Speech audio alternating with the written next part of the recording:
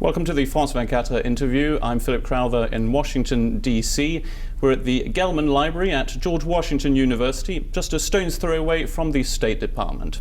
Our guest today is P.J. Crowley, former Assistant Secretary for Public Affairs and former spokesperson at the State Department during the Obama administration. Mr. Crowley, thank you very much for being with us. Pleasure.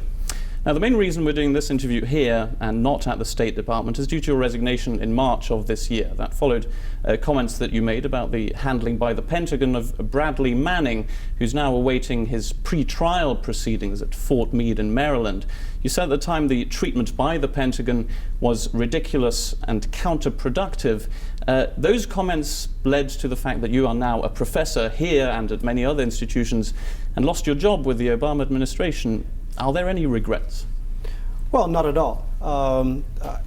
I made those comments because I recognized that the Bradley Manning case was acquiring considerable international attention in this relentless, global media environment, within which the United States executes its foreign policy. I thought and think that it's a very important prosecution in this interconnected world, to the extent that governments have information that is classified and needs to remain classified. Bradley Manning is accused of a serious crime, but at the same time he is innocent under our rule of law until proven otherwise. The treatment at the Quantico Brig at the time, I thought, was inconsistent with our values and our interests. The accusations from Bradley Manning at the time were that he was forced to strip naked at nighttime, for example. This Friday we're looking at the first pre-trial proceedings. This will really bring that case back into the limelight. Bradley Manning, for some, is a bit of a hero, a whistle-blowing hero. For others, he's a traitor. He's only just charged, so not yet convicted, but somebody like that who does release diplomatic cables. What is a person like that for you? More a hero or more a traitor? I define a whistleblower as somebody who is steeped in a particular issue, has expertise in that issue, has worked through the system to try to change a policy that he or she believes is wrong or not in the national interest. Bradley Manning is none of those. And WikiLeaks is fundamentally different.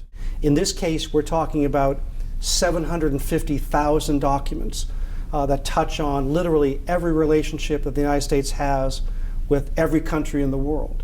The impact has been profound, and I would challenge that Bradley Manning, as a young intelligence analyst in Iraq, had the expertise and the knowledge of what was in this archive to make that judgment that all of this information should be in the public sphere. It certainly had a serious impact, and as you said, very wide-ranging subjects involved the way the United States acted in Afghanistan, in Iraq as well. Let's just look at Afghanistan, for example. You wrote recently that you would like to see the United States, for one, stay for longer. There are now very clear plans for a first withdrawal of combat troops by the end of 2014. Why do you think the United States should stay longer? The United States is going to stay in Afghanistan. We will make the transition over the next few years from a military-led strategy to the kind of normal relationship that the United States has with allies and friends throughout the world. But inevitably, there is a point at which we need to bring the combat forces out of Afghanistan and shift to a long-term partnership. That's what the Obama administration has in mind. There seems to be a clear shift within the thinking in the Obama administration, certainly from the previous administration. Essentially, the United States is slowly but surely getting out of two wars. The Iraq withdrawal is happening as we speak. The Afghanistan drawdown is planned. Do you see a real change in policy here? We're looking at defense cuts, for example, potentially very serious defense cuts. Where does the United States go from here? Well, first of all, this should be a policy-driven process. And you rightly point out that from 9/11 to now 2011, we have relied heavily on the military to carry the weight of the effort in a place like Afghanistan and in Iraq and in other countries to a lower scale, Yemen being a good example of that. So as we are able to disengage from Iraq and Afghanistan, I think there needs to be a fundamental relook at the nature of our foreign policy. It has, over the past, say, 25 years, become significantly militarized, particularly in the context of terrorism. So you have to have other capabilities besides having, the world's foremost military to be able to solve these significant challenges. But isn't what we're seeing now this slight change in foreign policy, maybe a major change in foreign policy, isn't it part of maybe an election campaign that is happening right now here in the United States, looking towards the presidential elections in 2012? The United States has to concentrate more on domestic issues, is the word from the White House. Isn't that what we're seeing here as well? Isn't this part of an already active election campaign? I think this is where the impact of a really globalized world comes to fore. There's really no longer a divide between the domestic and the international. Many things that normally are the focus of so-called domestic policy have international ramifications. The economy being first and foremost among them. The future of the U.S. economy rests in significant part on what happens in Europe and vice versa.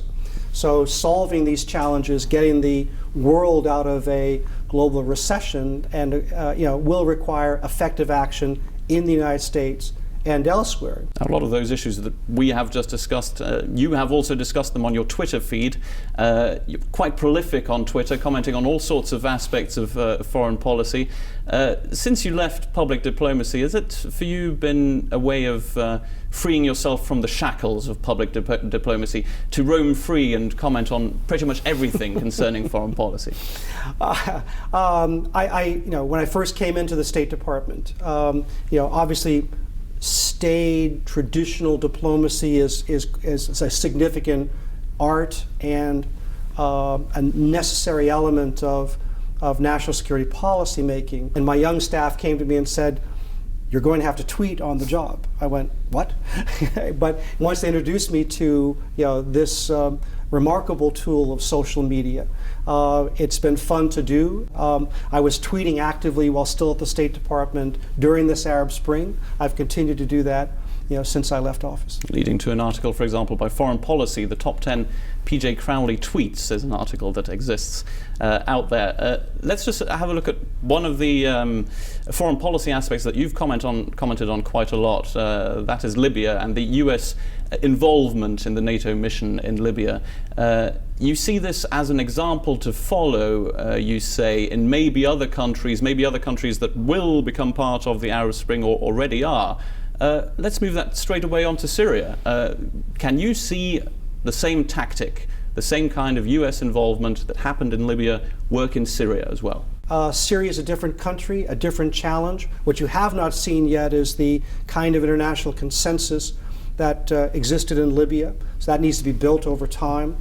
It could happen over time, but it's obviously, because of the nature of Syria, it's going to take a longer period to develop than we saw in Libya. And one country that the United States would certainly like to see involved, or at least give an opinion, would be Iraq. Nouri al-Maliki, the Iraqi Prime Minister, left Washington very recently. He did not say he'd like to see the end of the Bashar al-Assad regime in Syria. The United States does so repeatedly. Is there maybe a worry that Iraq is now going its own way, that it's not following, in a sense, some major aspects of US foreign policy? Shouldn't Iraq be a bigger ally right now, certainly concerning Syria? Well, Iraq has become an ally, but it's a fragile country. It is vulnerable to interference from some of its neighbors, obviously Syria being one, Iran being another. I think I understand that unlike, say, the reaction of Prime Minister Erdogan in Turkey, initially reluctant to call for Assad's departure, but overcame those objections when he saw what Assad was doing to his people. Iraq has a fragile democracy. I think Prime Minister Maliki understandably is reluctant to get engaged in the affairs of his neighbors at this point until his democracy, his government, and his country has stabilized from its own challenges. So I don't know that this is a reflection of where Iraq will be 5 years from now, but I think at this point in time, whether we agree with his stance or not, I think there's an understanding that he has to be careful about how he proceeds in the neighborhood. Well, let's finally move subjects completely. Get back to your Twitter feed. Quite a lot of comments there on the Republican debates at the moment. You've been following this pretty closely, the Republican race for a presidential candidate. You had a field day with Herman Cain, who's now not in the race anymore. I was giving Herman Cain some free advice. Do you see anybody in that field at the moment who can be the next commander-in-chief? I just look at the world in which these individuals, whoever it is, will face in 2013. It's important, it's complex. There are people on the stage who are clearly not ready to be President of the United States. I think it is somewhat interesting that probably the one person on the Republican stage with the strongest national security credentials, John Huntsman, former ambassador to Beijing, is struggling to get himself seen and heard on the campaign trail. But that's probably just a reflection of the fact that for the most part of the United States, presidential elections are more about issues closer to home and less about issues far away from home. That probably, all things considered, serves us well. All right, we'll leave it there. Mr. Crowley, thank you very much for being our guest on the France 24 interview Philip, today. a pleasure. You've been watching the France 24 interview with PJ Crowley, former Assistant Secretary for Public Affairs and former spokesperson at the State Department. Please make sure you do stay tuned to France 24.